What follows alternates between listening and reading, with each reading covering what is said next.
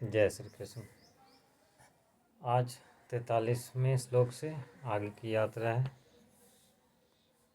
44वां श्लोक है। उत्सन्न कुल धर्माणाम मनुष्याणाम जनार्दन नरके नियतं वासो भवतीत्यनुशुश्रुमा।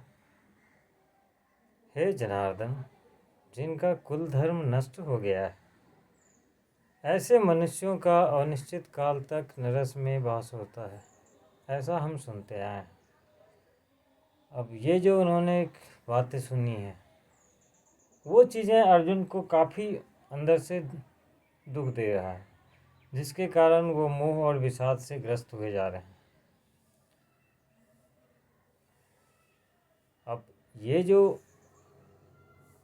उनके हृदय में आ रहा है कि मेरे कुल का नाश हो जाएगा, और ऐसा करने के लिए उद्यत होके अर्जुन खुद ही आए थे लड़ने के लिए। तो अपनी इस बात पे वो आश्चर्य और शोक प्रकट करते हुए अगला श्लोक में कहते हैं, अहो बत महत् पापम कर्तुम व्यवसिता वयम यद्राज्य सुख लोभेन हंतुम स्वजन मुद्यता। हम लोग बुद्धिमान होकर भी यह महान पाप, महत् पापम, महान पाप करने को तैयार हो गए हैं, जो राज और सुख के लोभ से स्वजनों को मारने के लिए उद्यत हो गए हैं।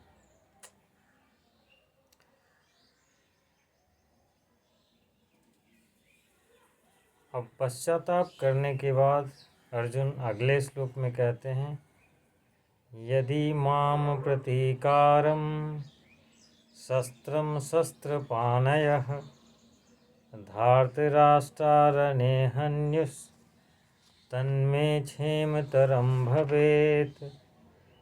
यदि मुझ शास्त्र रहित और शास्त्र सामना न करने वाले को शस्त्र हाथ में लिए हुए धृतराष्ट्र के पुत्र रण में मार भी डालें, तो वह मारना भी मेरे लिए अधिक कल्याणकारक होगा। यानी कुलघात से बचने के लिए ये जो मोह इनके अंदर उत्पन्न हुआ है, वो उससे बचने के लिए ये फाइनल कर लेते हैं कि मतलब हम उनके हाथों मार भी डाले जाएं, तब भी ये मेरे लिए कल्याणकारी है। क्यों? क्योंकि हमें अपने किसी को, परिजनों को मारना नहीं पड़ेगा, तो हम कुलघात के पाप से बच जाएंगे। तो अब निर्णय करने के बाद आगे अर्जुन क्या करते हैं, इस पे संजय कहते हैं 47वें श्लोक में, एवं मुक्त्वार्जुनः संख्ये रथोपस्थ उपाविशत विसृज्य सशरं चापं शोक संविघ्न मानसः। रणभूमि में शोक से उद्विग्न मन वाला अर्जुन इस प्रकार कहकर बाण सहित धनुष को त्याग कर रथ के पिछले भाग में बैठ जाते हैं। मतलब 28वें श्लोक से अर्जुन ने बोलना शुरू किया है, और ये शायद 46वें श्लोक तक उन्होंने जितनी भी तरह की दलीलें दी हैं, उन सब दलीलों का निश्चय उन्होंने यही निकाला है अर्जुन ने, कि किसी भी तरीके से ये युद्ध ना करना मेरे लिए ज़्यादा श्रेयस्कर है। इस तरह से उन्होंने इतना फाइनल करके अपना धनुष और बाण का त्याग दिया और रथ के पिछले हिस्से में बैठ गए। यहाँ अर्जुन अपने आप को धर्मात्मा मानकर 28वें से यहाँ तक की श्लोक में जितनी भी दलीलें दी हैं, युक्तियाँ दी हैं, हम जैसे जो सामान्य बुद्धि के लोग हैं, हमें लगेगा कि शायद अर्जुन ने जो कह रहे हैं वही सत्य है। लेकिन भगवान की दृष्टि हम क्योंकि हमारी दृष्टि ये नहीं जा रही है कि हमारा ये जो फैसला है अर्जुन का, वो उनके किसी मोह से ग्रसित है, क्योंकि हम सब भी किसी न किसी मोह में डूबे हुए हैं। तो यहाँ जब वो मोह के कारण उनको अंदर ये जो भाव आ रही है कि कुल का नाश हो जाएगा, ये बात पहले क्यों नहीं आई थी? क्योंकि पहले उनमें वो मोह उस तरह से उत्पन्न नहीं हुआ था, क्योंकि वो घर ही भी नहीं आए थे।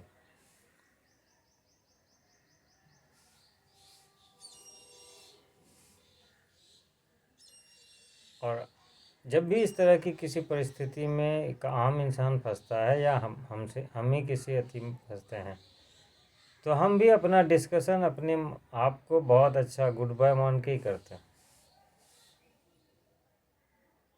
अपने हर निर्णय के पीछे उसी तरह का तर्क होता है हमारा, जबकि ज़रूरी नहीं है कि हम जो तर्क दे रहे हैं वो सही भी हो।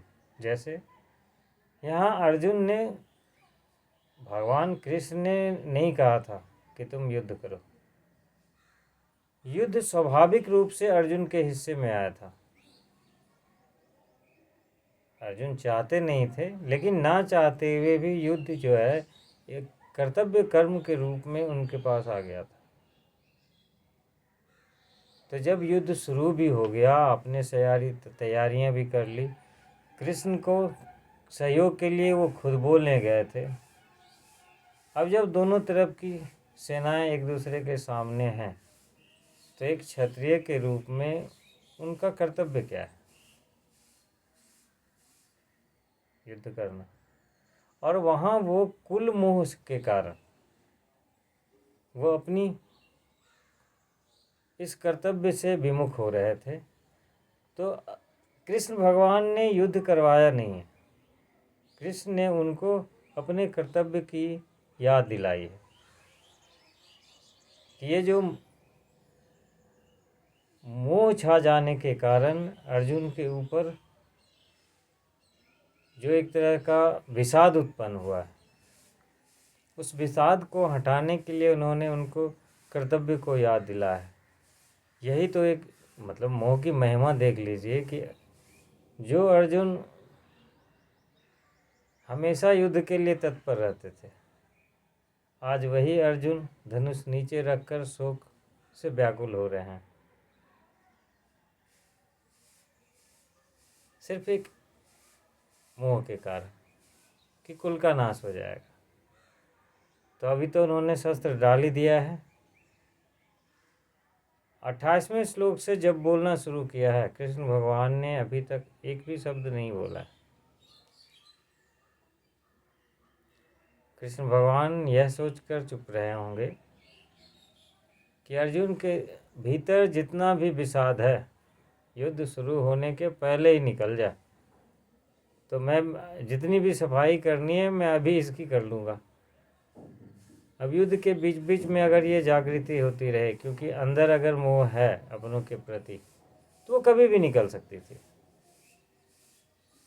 तो अंदर जितनी भी उनकी बातें हैं, कृष्ण ने अवसर दिया कि वो अपनी सारी शंकाओं को, समस्याओं को, प्रश्नों को अपने भीतर से निकाल सके, अंदर कोई मंथन ना रहे, ताकि जब वो उस जवाब से परिपूर्ण हो तो वो निर्द्वंद होकर अपने कर्तव्य का पालन कर सके।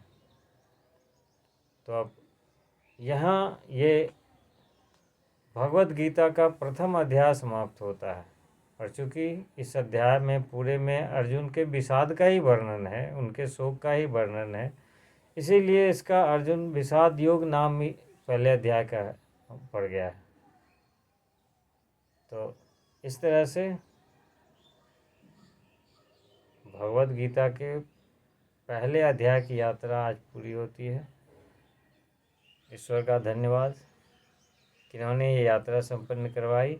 अगले दिन से हम दूसरे अध्याय में प्रवेश करेंगे। जय श्री कृष्ण।